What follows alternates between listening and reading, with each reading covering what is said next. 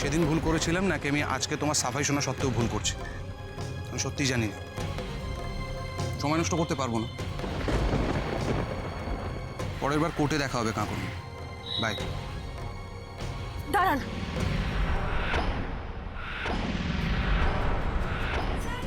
চলুন রানাদা, আমাদের সঙ্গে চলুন। কোথায়? আমাদের বাড়িতে। আমাদের বাড়িতে গিয়ে আপনি হেডমিস্ট্রেসের সামনে দাঁড়াবেন। হেডমিস্ট্রেসকে আজ তার কৃতকর্মের জন্য জবাবদিহি করতেই হবে। এত দূর এসে এভাবে ধরা পড়ে যাব জীবনে ভাবিনি। সবকিছু হয়েছে ওই রাধার অতি চালাকের জন্য। ভগবান জানে এখন ওরা দাদার সাথে কি করছে। আমার কাছে তো ফোনটাও নেই যে একবার ফোন করব দাদাকে।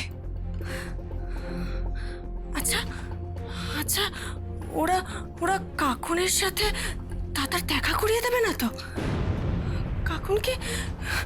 কাকুনকে আবার দাদাকে ভুলিয়ে, ছলে বলে ভুলিয়ে যদি দাদার মন পাল্টে দেয়। রাধাকেশ ঘরে নেই, কাকুনও। কি হলো? জারার ঘর এরকম বাইরে থেকে বন্ধ কেন?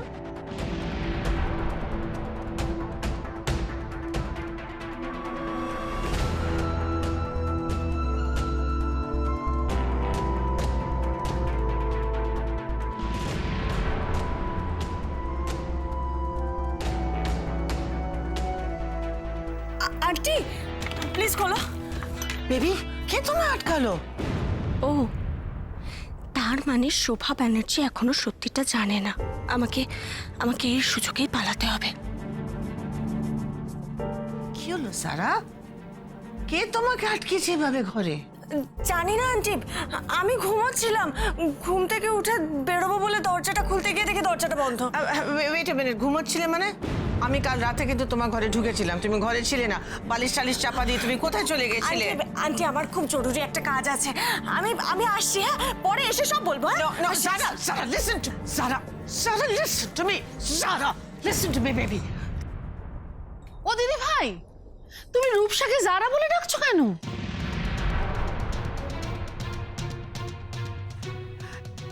এই রমলা, তুমি কি কানে কম শুনছো আজকাল? হ্যাঁ, কিন্তু দিদি ভাই, আমি তো ওই একই কথা শুনলাম।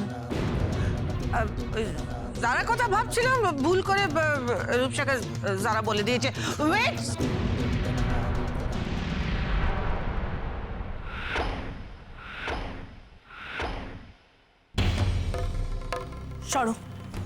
সরো, আমার রাস্তা ছাড়ো, আমায় যেতে দাও। রূপসা, তুমি যাদের কাছে যাচ্ছ তারা তো সবাই এখানে চলে এসেছে।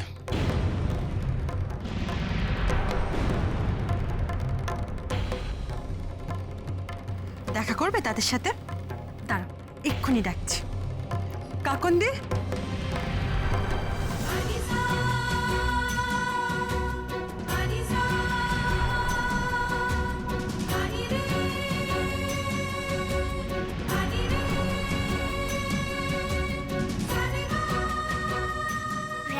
গ্র্যানো, এই দেখো আমি এসে গেছি।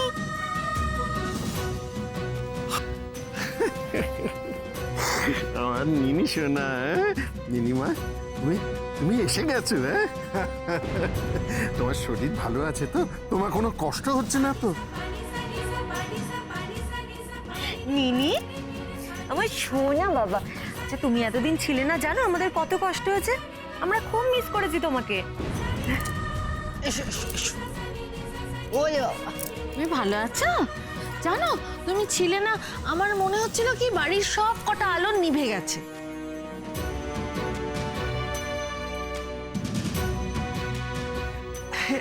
রাধা, কৃষ, কাকু, তোমরাও কি খুঁজে পেলে কোথায়?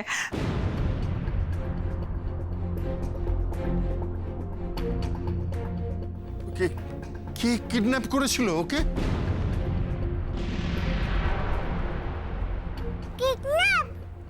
কিডন্যাপ তো আমার বাবা করেছিল।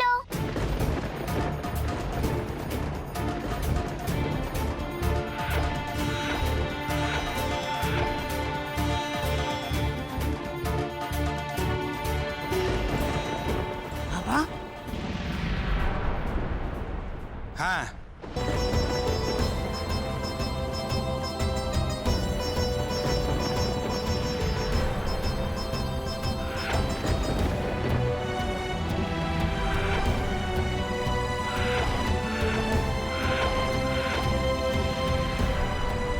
আমি নিনির বাবা,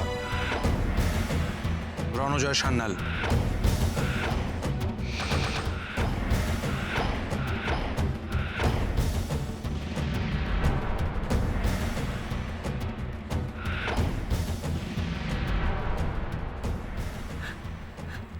তুমি এখানে হ্যাঁ, আমি। আপনি কি ভেবেছিলেন আমি সারা জীবন আমেরিকার জেলে পচে মরবো? জেলে পচে মরবে মানে?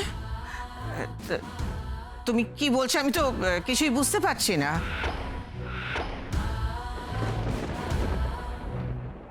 বুঝতে তো আপনার একটু অসুবিধা হবে, হয়তো একটু সময়ও লাগবে। চিন্তা নেই, আমি আপনাকে সবটা বুঝিয়ে বলছি। আমি আমেরিকার ভ্যাগাবান্ড মিউজিশিয়ান, যার প্রেমে আপনার মেয়ে পড়ে। আপনার মেয়েকে যে পাগলের মতো ভালোবাসত, আর যাকে আপনি জুতো সোলের থেকেও কম দামি মনে করতেন, কারণ তার কাছে পয়সা ছিল না। কিন্তু আজ আমি রানা নই, আমি বিজনেস টাইকুন রণজয় সান্যাল।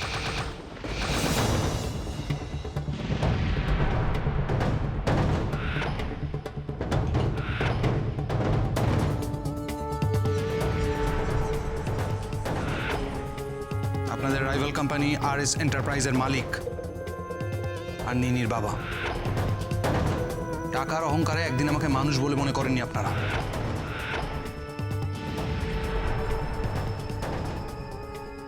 আজ আমি নিজের জোরে ক্ষমতা, অর্থ, প্রতিপত্তি সব কটা ব্যাপারে আপনাদের থেকে ওপরে।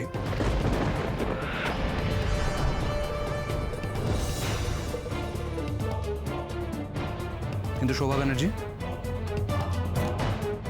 আমি আপনাদের মতো এখনো মনুষ্যত্বটা হারাইনি। এসব পুরনো কথা ভুলে যাও রানা। শিউলি, রমলা, তোমরা দাঁড়িয়ে দেখছো কি? এতদিন পরে আমাদের জামাই এ বাড়িতে এসছে, তোমরা বরণ করবে না? বাবা, আপনারা তো দারুণ অদ্ভুত মানুষ।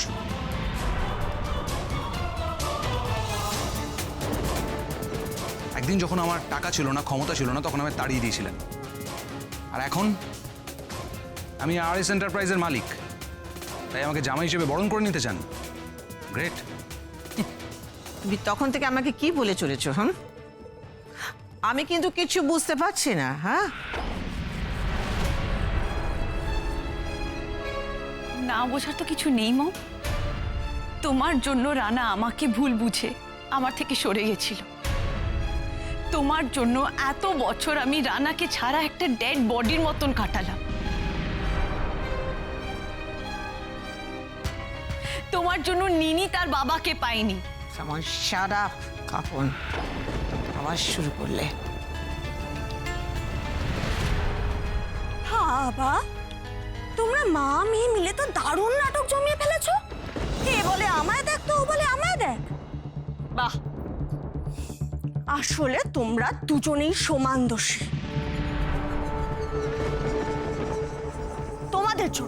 তোমাদের জন্য আমার দাদার জীবনটা শেষ হয়ে গেছে।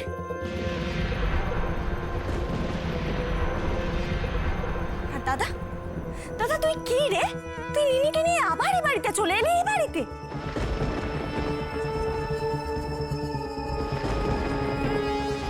আমাদের তো উচিত ছিল নিনিকে এখান থেকে নিয়ে বিদেশে চলে যাওয়া। এই কঙ্কনা ব্যানার্জি আবার মিষ্টি মিষ্টি কথা বলে তোকে ভুলিয়েছে না?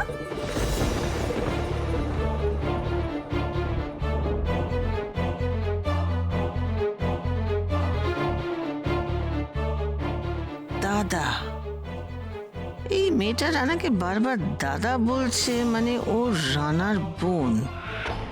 প্লাস্টিক সার্জারি করা যারা নয়। ও নো, যারা তাহলে আমাকে মিথ্যে বললো, ডাবল ক্রস করলো আমায়। বাট ভাই, কেন?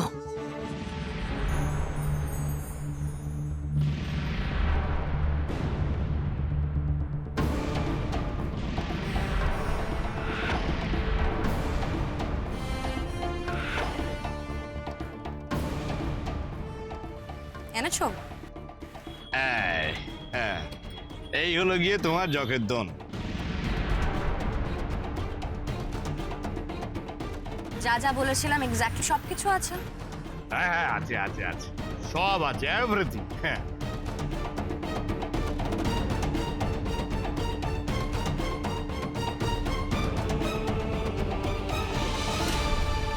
না, আমি দেখো এই জান হাতে নিয়ে তোমার জন্য এত বড়টা কাজ করে দিলাম দিলাম তো, এর জন্য তো আমার একটু কিছু চাই। হ্যাঁ না মানে মানে সেরকম কিছু না, মানে মানে আমি চাই যে আমি, আমার ছেলে, আমার স্ত্রী, তাদের ভবিষ্যতে যেন সুরক্ষিত থাকে। হ্যাঁ অবভিয়াসলি দিব্য আঙ্কেল। তুমি তোমারটা বুঝে নেবে, আমি আমারটা বুঝে নেবো, simple. By the way, your gift 50 lakhs.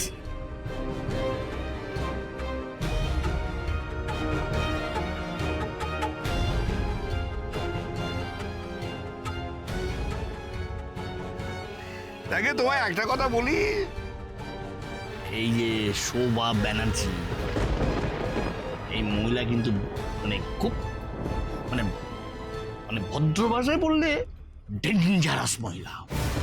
জানি জানি শোভা ব্যানার্জি কি জিনিস সেটা আমি জানি আঙ্কেল।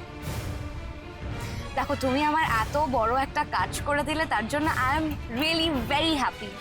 আর তার পুরস্কারও তুমি পেয়ে গেছো, রাইট? এরপর কি হবে বলো তো? ব্যানার্জি ফ্যামিলির কাছ থেকে দুটো জিনিস সরে যাবে, পায়ের তলার মাটি আর মাথার উপরের ছাদটা।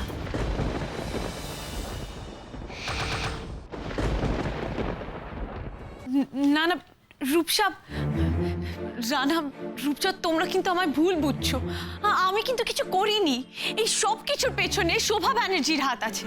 Mind your language Kakon. তুমি রানাকে আমার জীবন থেকে সরিয়ে দেওয়ার জন্য ওকে মিথ্যে চুরির দায় জেলে ভরে দাওনি? বলো বলো বলো আমাকে।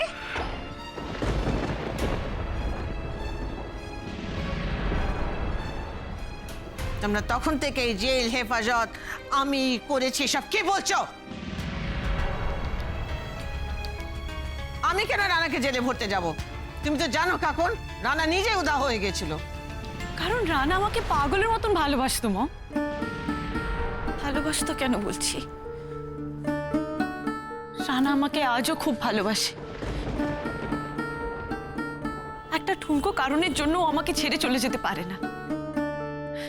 আমাকে ফিরিয়ে আনার জন্য ও যেদিন আমাদের বাড়িতে এসেছিল, সেদিন তুমি ওকে একটা মিথ্যে চুরির অভিযোগে জেলে ভরে দিয়েছিলে। এতদিন আমি শুধু ডাউট করতাম যে রানার আর আমার সেপারেশনের পেছনে তোমার হাত আছে, কিন্তু আজকে আমি শিওর হয়ে গেছি যে এটা তুমি ছাড়া আর কেউ করতে পারে না। তুমি এটা কি করে করতে পারলে মা? শুধুমাত্র নিজের পাওয়ারটাকে বজায় রাখার জন্য তুমি তোমার নিজের মেয়ের জীবনটাকে নষ্ট করে দিলে। এটা তুমি কেন করলে? তুমি তোমার মেয়ের কথা একবারও ভাবলে না? ছি ছি শোভা, ছি, তুমি তুমি এই কাজটা করলে কি করে? আমার তো ভাবতেই লজ্জা করছে যে আমি এতদিন যার সঙ্গে ঘর করেছি সেই মানুষটাই নিজের মেয়ের সংসার ভেঙেছে।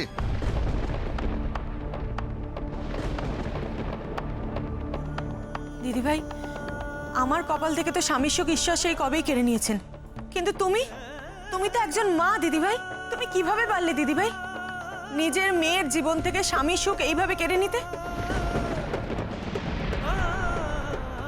সত্যি বাবা, সিরিয়ালে তো আমরা হামেশাই দেখি ছেলের বউয়ের ক্ষতি করছে শাশুড়ি, কিন্তু নিজের মেয়ের ক্ষতি?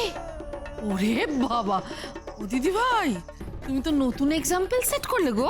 তুমি তোমার অধিকারের সীমা ছাড়িয়ে যেও না Ramola. Mind your own business. Mom, দিয়ে এত বছর ধরে এত কষ্ট পাচ্ছে, একটা চূড়ান্ত ডিস্টার্ব লাইফ লিড করছে। নিনি, ওই বাচ্চা মেয়েটা নিজের বাবাকে ছাড়া ইনকমপ্লিট, সারাক্ষণ বাবা বাবা করে যাচ্ছে।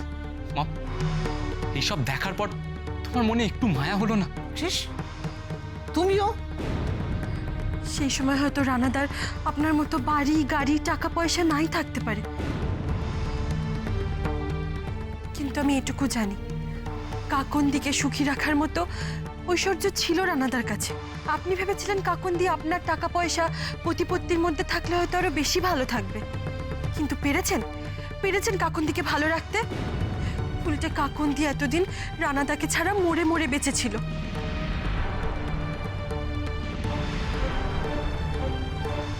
কিন্তু আজ থেকে কাকন্দি বাঁচার মতো বাঁচবে। বেশি বড় বড় কথা বলো না রাধারানী। তোমাদের কাছে কি প্রমাণ আছে যে আমি রানাকে জেলে পাঠিয়েছি? আমার কোনো প্রমাণের দরকার নেই মা। রানার মুখের কথাটাই যথেষ্ট। কেন তুমি আমার জীবনের সাথে ছিনিমিনি খেললে মা? কেন খেললে বলো? অন্তত আমি যখন নিনিকে কনসিভ করেছিলাম তখন তুমি সত্যিটা স্বীকার করে নিতে পারতে, রানাকে আমার কাছে ফিরিয়ে আনতে পারতে। মম, রানা তো নিনি ছোটবেলা মিস করে গেল। নিনির ওই আদো আদো করে বাবা ডাকটা শুনতেই পেল না। নিনির বড় হয়ে ওঠার সঙ্গে রানা তো থাকতেই পারলো না। নিনিকে কথা শেখানো, নিনির আঙুল ধরে হাঁটতে শেখানো, রাতে নিনিকে জড়িয়ে শোয়া, ওর গায়ের মিষ্টি গন্ধে নিজের বুকটাকে ভরিয়ে তুলতে পারলো না মা। কেন তুমি এই সমস্ত সুখ আনন্দ রানার জীবন থেকে কেড়ে নিয়ে ওকে নিজের মেয়েকে কিডন্যাপ করতে বাধ্য করলে মা? কেন করলে বলো? বলো আমায়। এত আক্ষেপ করো না কাকন্দি, কিচ্ছু শেষ হয়নি। এখন তো তোমাদের ভালো থাকার দিন আসছে। রাধা, তুমি না থাকলে তো আমি সারা জীবনের জন্য রানা আর নিনিকে হারিয়ে ফেলতাম। তুমি আমাকে ফেরত পেয়েছো এরকম একটা ভুল ধারণা কেন নিজের মনের মধ্যে পোষণ করছো কাকুন? আমি বুঝতে পারছি না।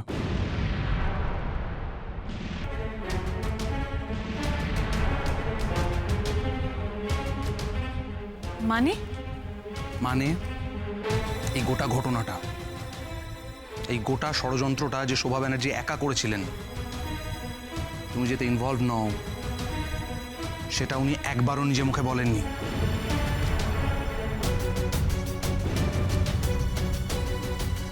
মম, মম প্লিজ প্লিজ তুমি তোমার অপরাধটা স্বীকার করো। রানার সামনে নিজের অপরাধটা স্বীকার করো। একবার আপনার জন্য কাকুন্দির সংসারটা ভেঙেছে হেডমিস্ট্রেস। আজ অন্তত নিজের অন্যায়টা স্বীকার করে নিয়ে ভুলটা শুধরে নিন হেডমিস্ট্রেস। পাপের প্রায়শ্চিত্ত করে নিন। প্লিজ মম, রাধা অনেক কষ্ট করে রানাদার দিকে মেলানোর চেষ্টা করছে। তুমি এবার ওদের ঘরটা ভাঙতে দিও না প্লিজ মম। একবার নিজের অন্যায়টা রানাদার কাছে স্বীকার করে নাও, একবার। দিদিভাই, ছোট মুখে বড় কথা হয়ে যাবে তাও আমি বলছি। তুমি অন্যায় স্বীকার করলে কোনো শাস্তি তো পাবেই না, বরং রানা আর কাকুনের কাছে না অনেক উঁচুতে স্থান পাবে।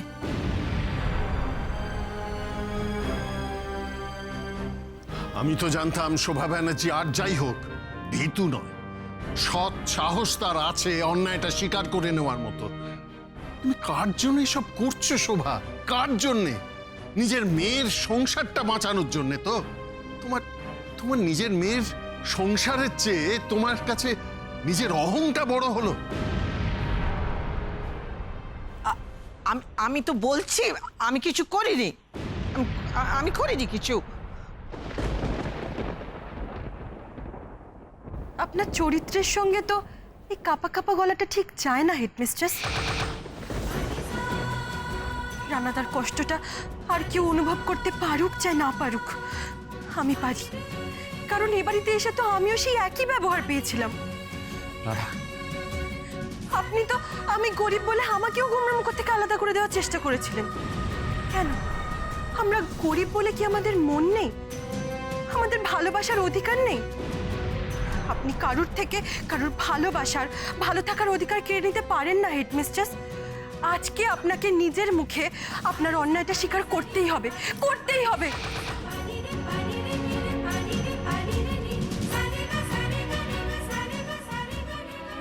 না, রাধা যেভাবে এগোচ্ছে তাতে আমি যে ওকে বিষ খাইয়েছি সে কথা কাউকে বলে দেবে না তো? একটা একটা কথা স্পষ্ট করে শুনে নাও শোভা, আজ যদি তুমি কাকনের সংসারটা জুড়তে না পারো, ওকে ওর স্বামীর কাছে ফিরিয়ে দিতে না পারো, তাহলে কিন্তু তুমি তোমার স্বামীকে হারাবে।